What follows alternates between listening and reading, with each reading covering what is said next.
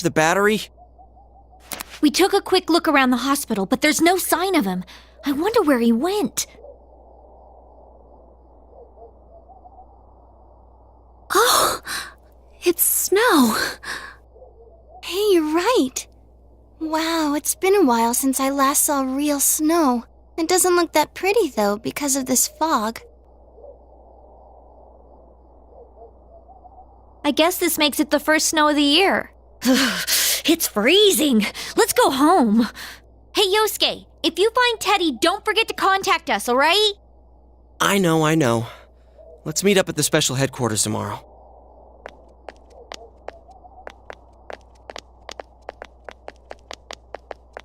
Man, that Ted. I hope he just went back home by himself. He's probably fine. But I'll hurry home just in case. Well, see you tomorrow.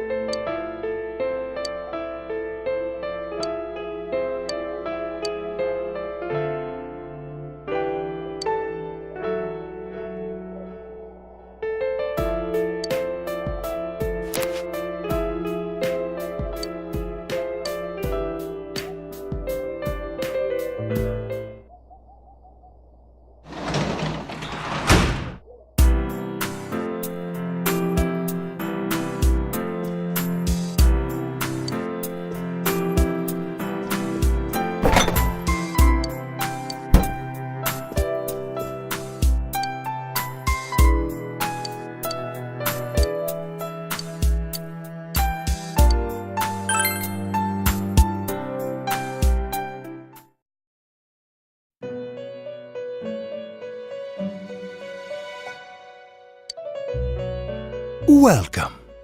It's been quite some time.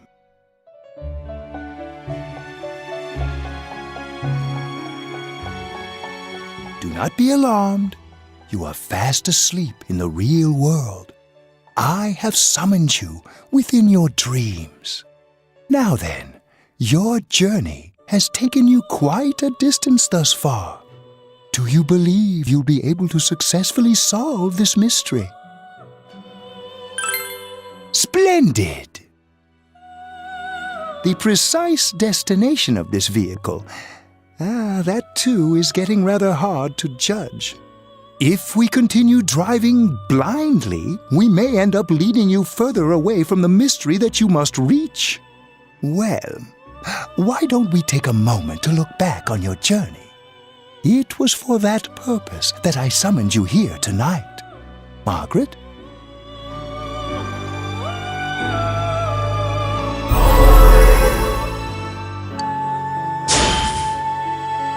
Really getting it is totally different. I mean, really finding yourself. You're the only one who didn't pay attention to the rumors flying around about me. You saw me as I am. I can't ignore that fact any longer. I need to face the truth head on. What's right? What you should choose to do in life?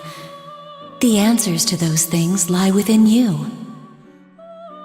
We are experiencing the words engraved into your memory during your journey. Failing to understand and failing to listen are rather different things.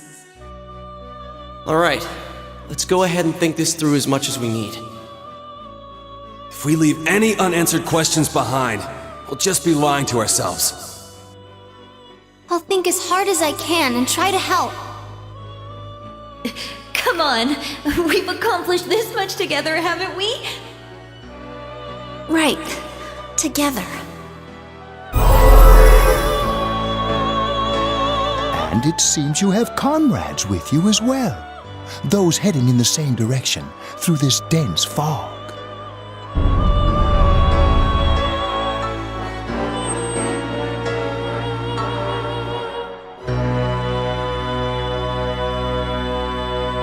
We'll be parked for the moment while I confirm our current heading.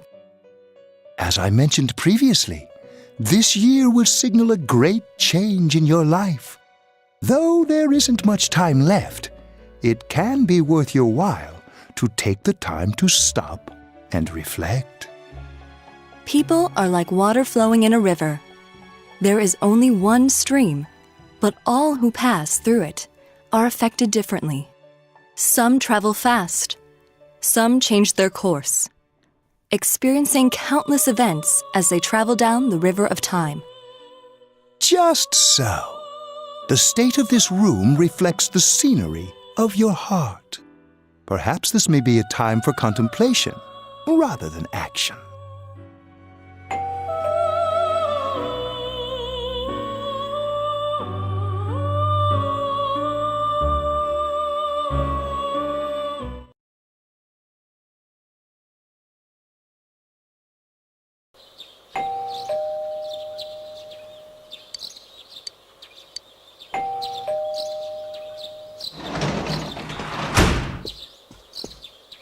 Teddy's missing. I looked all over the neighborhood, but I couldn't find him anywhere.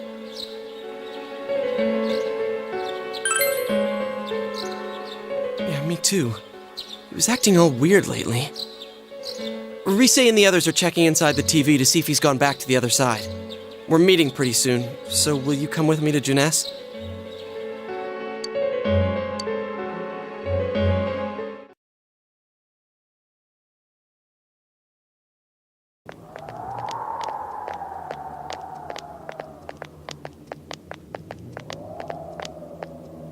It's no use, man. We can't find him. No luck for me either. I didn't sense anything over there. The fog's so dense it might be affecting my readings. I wish I could do better. I'm sorry.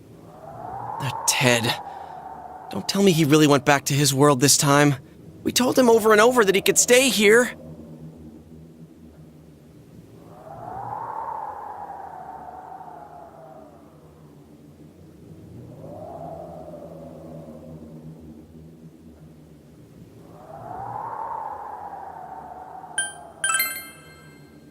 I guess that's all we can do right now. He plays dumb a lot, but he's attached to us deep down. He wouldn't disappear without saying anything, right? I'm worried for Teddy myself, but let's trust in him and await his return. Right now we must concentrate on the case. It won't be long before Namatame is transferred to another location. We must hurry, or we will miss our only chance to get his perspective on this. You know, I've been thinking about the case since, but something just doesn't seem right. Let's quickly review the facts. Of all the victims, only 2 were killed, Miss Yamano the announcer and Saki-san.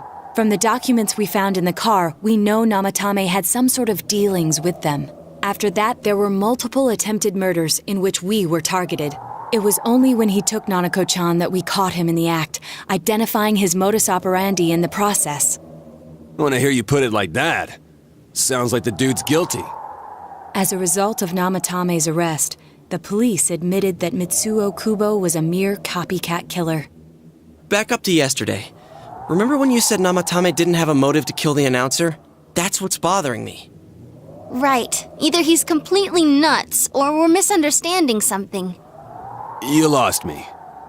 She's trying to say that if Namatame is sane, then there may be facts in the case we don't know about yet. Sane or insane? Sounds like a play I saw before. When he talks about saving people, what does that actually mean? I don't think there's any doubt that it includes kidnapping people and throwing them into the TV. Could he mean saving them through death? He did call himself a savior and said that the other side is a wonderful world. So they'll be saved if they die? What a bunch of crap! The bastard should have gone and saved himself! What do you think, Senpai?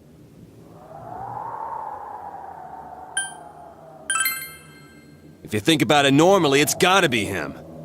But there ain't nothing normal about that world anyways. There's something I've been wondering about for a while. When we first encountered him, he said, "You're the ones I saved. don't worry, I'll save this girl too. So, if he saves people by killing them, did he save us too? Wouldn't he actually have failed to save us? You raise a good point. If he thinks that salvation comes only through death, his words to us make no sense. And another thing, the Namatame who appeared on the Midnight Channel said he failed to save Nanako-chan. Well, maybe he really was trying to save the victims by putting them inside the TV. Come on, don't get all quiet like that. You guys know I just say the first dumb thing that pops into my head.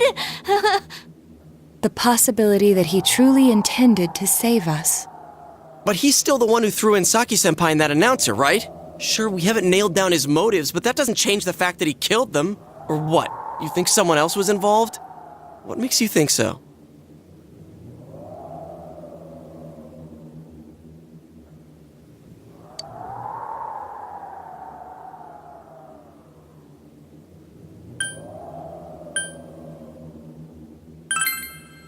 Morning letter? Oh yeah! Whatever happened to that thing? If Namatame's the killer, he must have been the one who wrote it, right? Let's review them.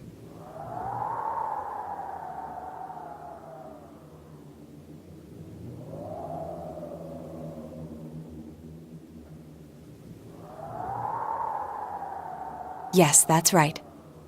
Isn't that kinda odd? Would someone who thinks he's saving people by killing them write stuff like don't rescue or kill? Yeah, and the will be put in and killed part doesn't make sense either. If the killer was writing it, wouldn't it be more like I'll put in and kill? Hey, could this mean...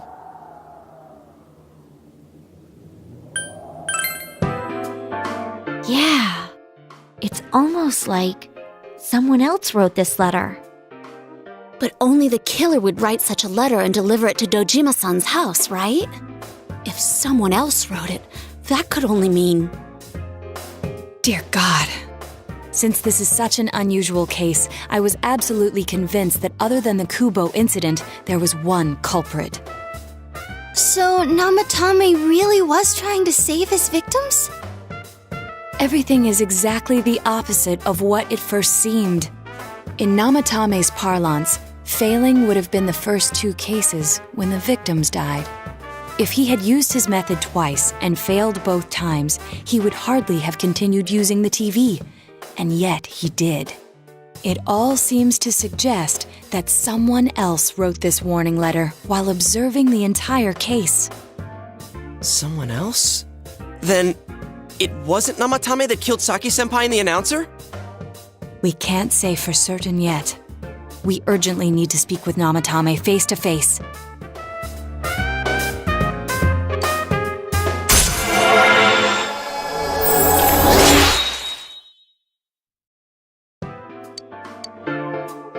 How though? After what happened yesterday, they said they're gonna tighten security. I have a plan. But there's no time to waste. Let's hurry to the hospital.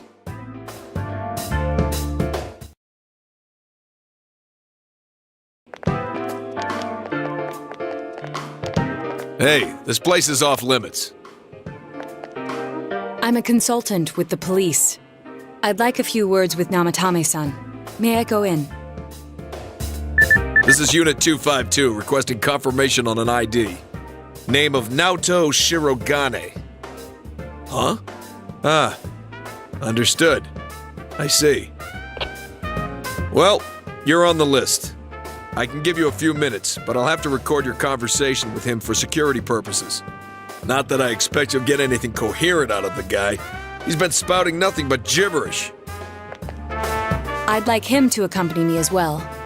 He has no identification, but this is an emergency situation, and he's here in Detective Dojima's stead. Huh? Detective Dojima sent him? I wasn't informed of this. I'll vouch for his identity. Well, I guess it's better than dealing with the man himself. We have our hands full with the transport procedures, so the last thing we need is Detective Dojima running wild. Detective Adachi is busy somewhere too. This is Unit 252. Huh? I see. Has something happened? There's something about a suspicious object out in the lobby. Ah, Well then, this works out nicely. You should back up your colleagues downstairs. We'll keep watch over Namatame-san. A disturbance in a hospital lobby, after all. It sounds serious. If anything happens, hit the nurse call button. I'll leave the rest to you. Understood. Please be careful. I knew they were undermanned, but I didn't expect it to go this smoothly. Wow! There's nothing much inside that suspicious object, so he won't be gone long. All right, and now's our chance to talk to Namatame.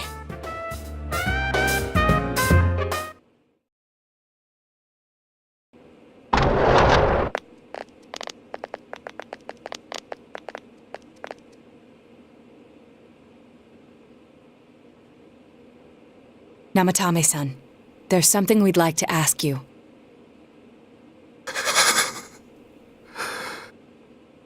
It's tempting to think that you were the culprit behind this entire case, and to be honest, there are many in this town who hope you are, but we are here to learn the truth.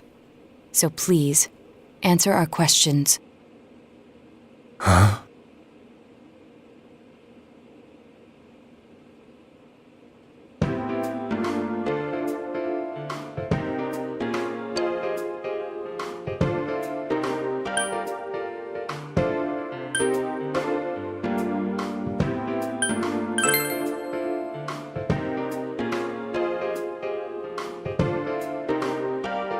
They were killed. I couldn't save them.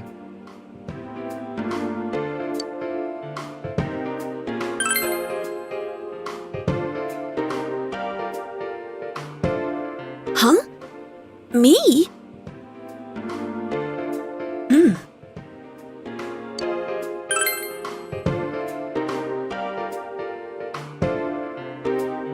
No. If nobody saves them, they'll be killed.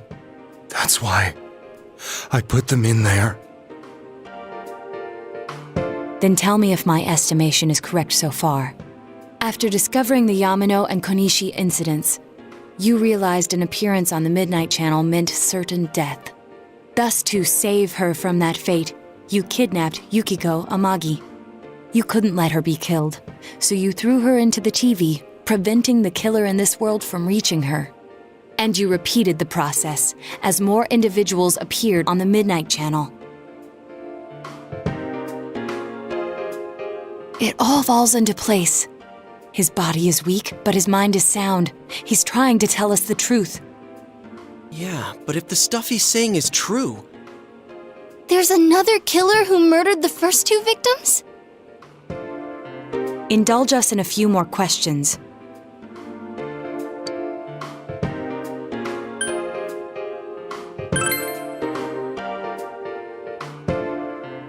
What are you talking about?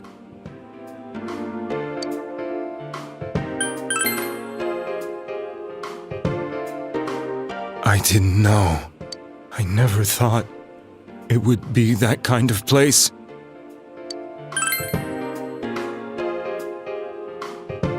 I have no idea.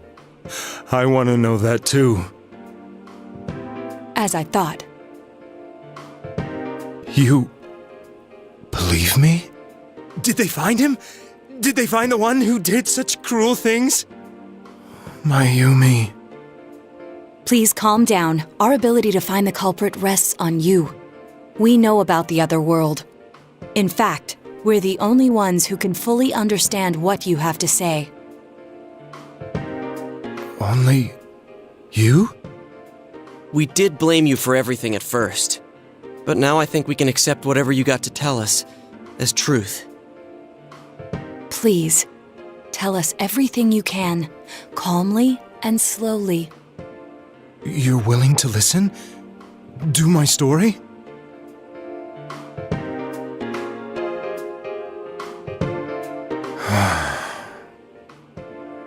All right.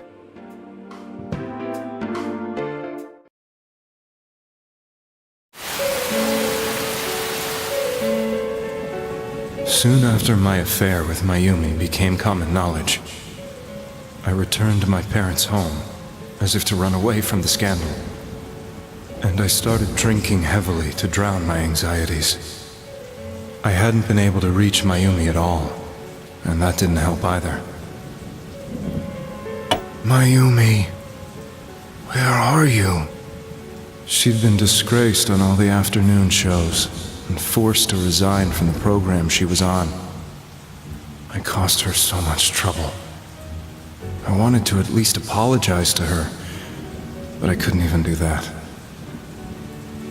I lost the will and energy to do anything. Then, one day, the rumor I heard some time ago came back to me. Since I had nothing better to do, I sat down blankly in front of the TV and watched my own reflection. And all of a sudden, there was Mayumi. Mayumi? Is that you? The Mayumi inside the TV looked as if she was calling to me for help. Mayumi? Mayumi!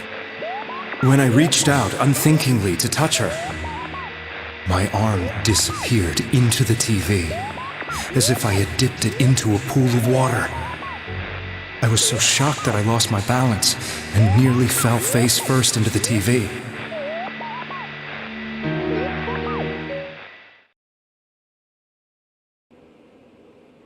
I was so scared. I couldn't understand what just happened. I thought maybe I'd gone insane. In the end, I decided to think of it as just a dream, and I went back to the city the next day after finishing work. The next afternoon when I got to work, I was fired on the spot, as I expected. That wasn't what broke me, though. It was Mayumi being found dead. And not just that, but it had happened in my hometown.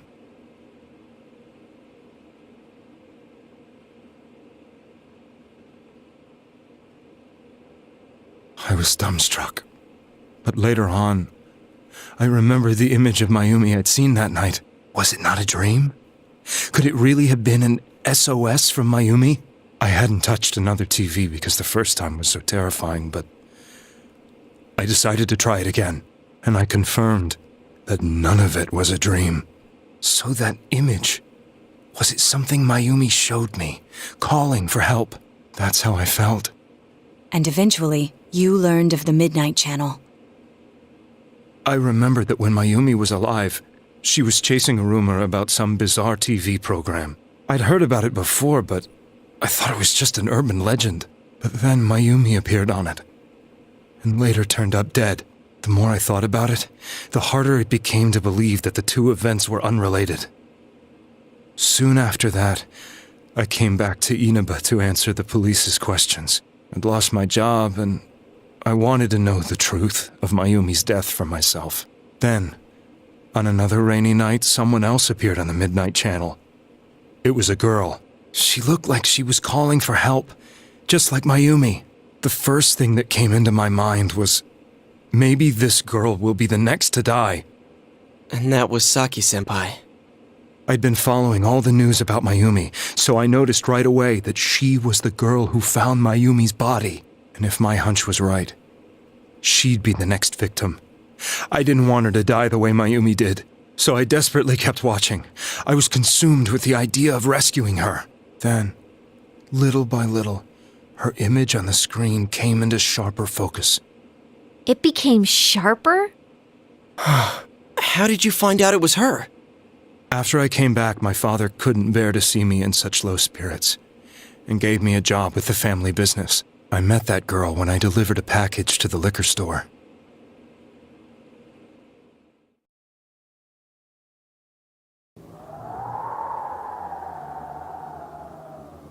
After agonizing over it, I decided to meet her, and told her to be careful.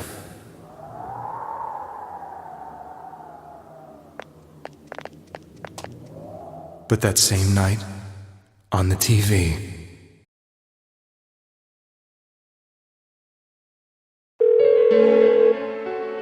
she looked as if she was being engulfed by some black shape. She was writhing in pain. That's why I warned her. Why won't she pick up the phone? Come on! Please!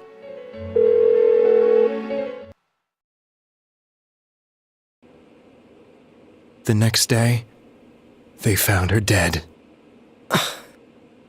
I knew she was going to be murdered, but I couldn't save her. I blamed myself, thinking there must have been something I could have done. There was no one who depended on me. Nobody at work, not even my wife. Mayumi was the only one who accepted me for who I was. But she was murdered, and the same person killed another girl. I was beside myself. I couldn't forgive myself for doing nothing.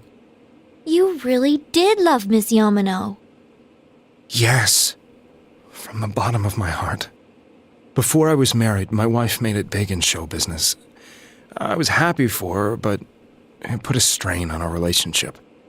I think I can kind of relate. It was around that time when I met Mayumi. She was interviewing our candidate for the next election. She was a big-name announcer, but she only worked with local stations, and her attitude towards work was similar to mine. We both came from Inaba, so she was easy to talk to. I knew it was wrong, but I couldn't help getting intimate with her. She gave meaning to my life. Soon after Saki-san was found dead, yet another girl appeared on TV. That was you.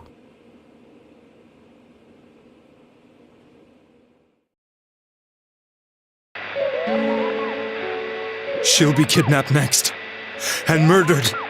I can't let her end up like Mayumi and that other girl. This time, I'm gonna do something. My opponent was a murderer who left no clues to his identity. I thought hard about what I could do to protect her from someone like that. I'll never convince her. If she gets suspicious and they arrest me, who'll save her then?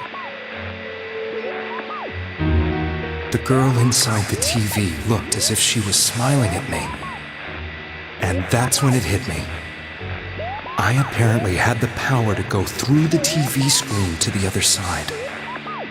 Then, what if I put her into the TV and give her shelter there before the killer gets her? What are you trying to tell me? That it's safe over there? Is that it? The girl inside the TV seemed to smile at me again.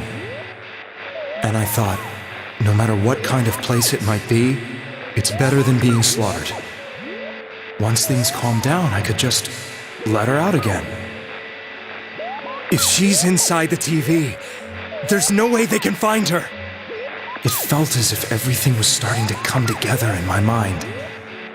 Could it be that Mayumi gave me that power to prevent any more victims from meeting her fate? Was it my mission to save people? But there was a big problem. If I explained the situation to the victim, they wouldn't understand. I had already tried that and failed miserably. It seemed the only thing I could do was to take them away. If that was my mission, I'd just have to do it. Or so I thought. Mayumi, please lend me your strength.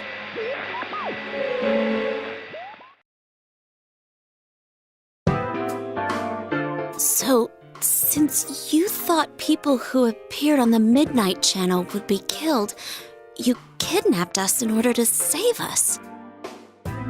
Mission? Give me a break! You never stopped and wondered about any of this? I thought I was the only one who could help them. I did call the police, but they didn't believe me. I knew the area well, thanks to my job. I had a large truck, and I could move around without suspicion. I thought my job as a delivery man would be the perfect cover for my mission. I thought no one else could do it. But are you telling me that I wasn't saving them? If a person is still within the TV world when the fog appears here, they will die. Beginning with Yukiko-san, the people you thought you had been saving were, in fact, in mortal peril. It was my friends here who really saved us all. I had a feeling that was it. When I went after that little girl and entered the TV myself, for the first time, I had some doubts about myself. You refer to Nanako-chan, correct? The police were after me, so I had to get away. But I still felt I needed to do everything I could to save that poor little girl. That's why I went in after her.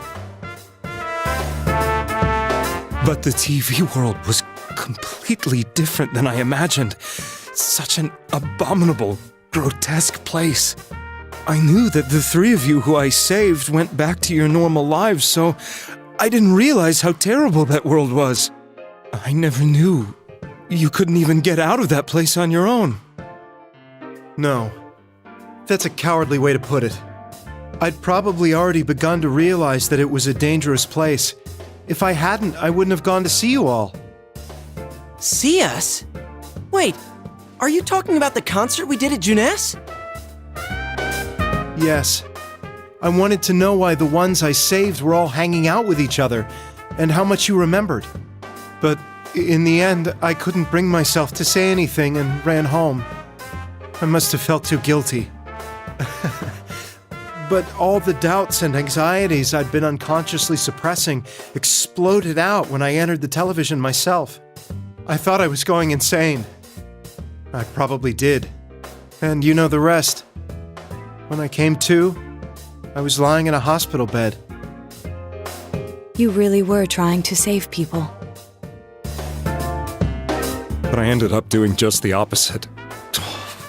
What a fool. I always wanted to enter the world of politics and become useful to society. But after losing my job and the woman I loved, all I had left was this power. I convinced myself that world was some sort of sanctuary, and I secretly believed myself to be a hero.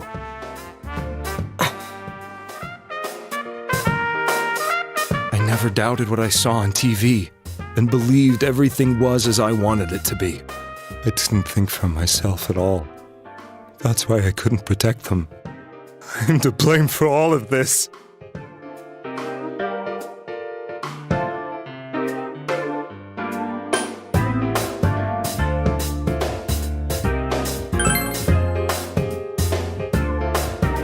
Yes, I agree. I have no intentions of running away from my crimes. I'm prepared to face the consequences. Kidnapping is already a serious crime, and on top of that, I put all those lives in danger. I'm sorry. The Midnight Channel and the other world, you can hardly be blamed for failing to understand them properly. We must apologize to you as well. Had we let our emotions blind us to the truth, we would have piled all the responsibility on you. I guess from your point of view, people did stop dying once you started saving people. The more you did it, the more you really believed you were preventing their deaths. I'm such a joke. I'm sorry.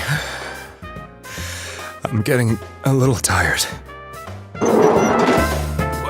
What are you all crammed in here for? My apologies. We'll be leaving now. Wait. I beg you, please, find whoever's behind this. You children are the only ones who know about that world.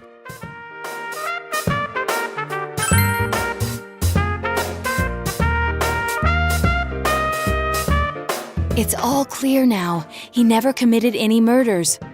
It was another party who threw the first two victims into the TV.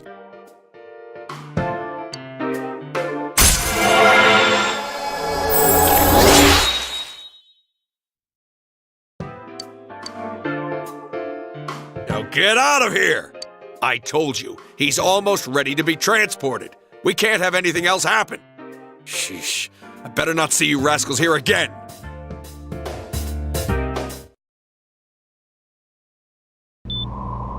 Nanako-chan looks like she's in pain. She's fighting for dear life. This was the last place we saw Teddy, right? He was so worried about her. How can he flake out like this when we have to find the real killer? The police consider the matter closed. We'll have to do all the investigation from here on out. Let's revisit Saki-san and Miss Yamano's incidents and see if we can turn up fresh details. But it's been over 6 months. Wouldn't the trail be cold by now? I know, but we can't give up. We're the only ones who understand what's really going on. And you never know. People might remember some things now because they've had so much time to think about it. Let's split up and talk to people all over town tomorrow. We'll meet up in the evening to discuss our findings. I hope we can find out something about Teddy, too.